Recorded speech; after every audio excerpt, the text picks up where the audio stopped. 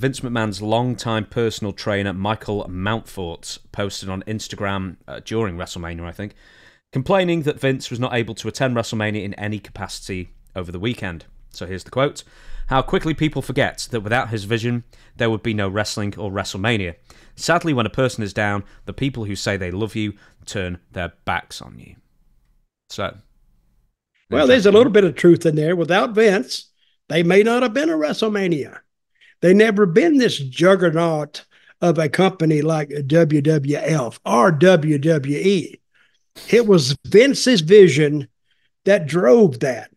And how soon they forget that he was the one who started it all, and without him, there would be no WWF or E.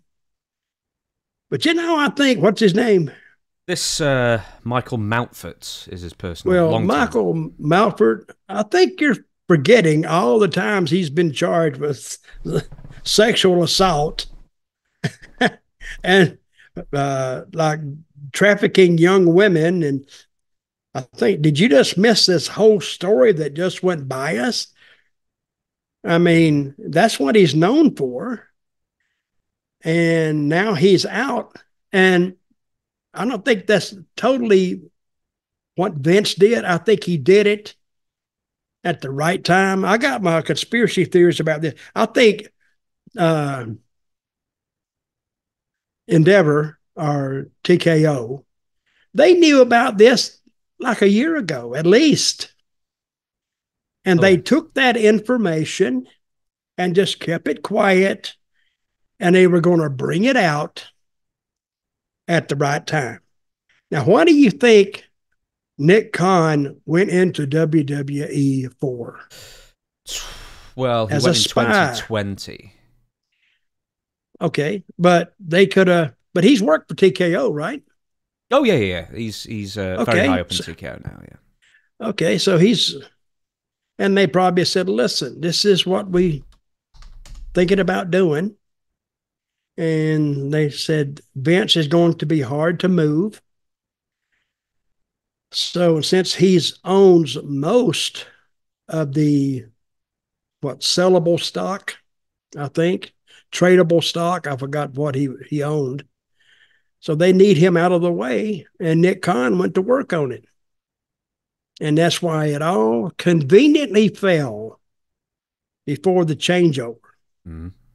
And TKO, if they'd have known this, or if Vince had known this, that the company would be as good as it was, I think he may not have sold. But he thought in his head, because he's tired.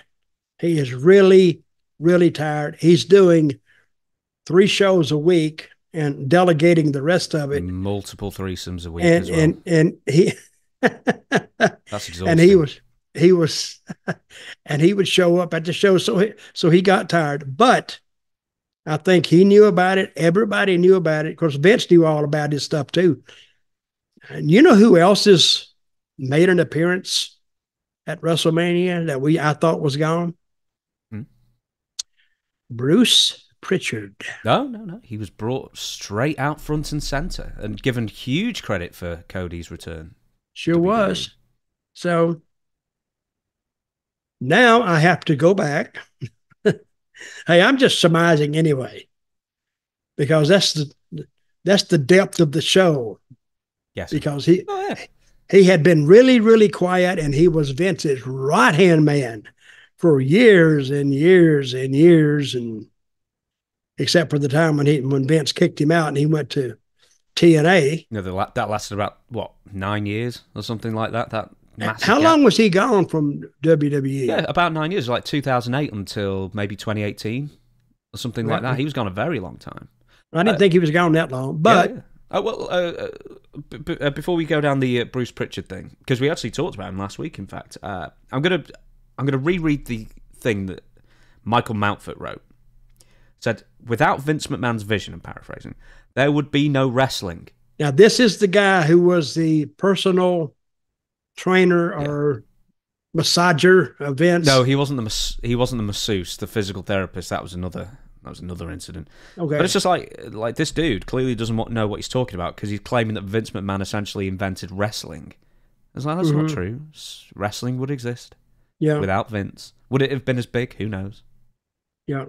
But, he doesn't know much about that. And then the other thing is, the people who say they love you turn their backs on you.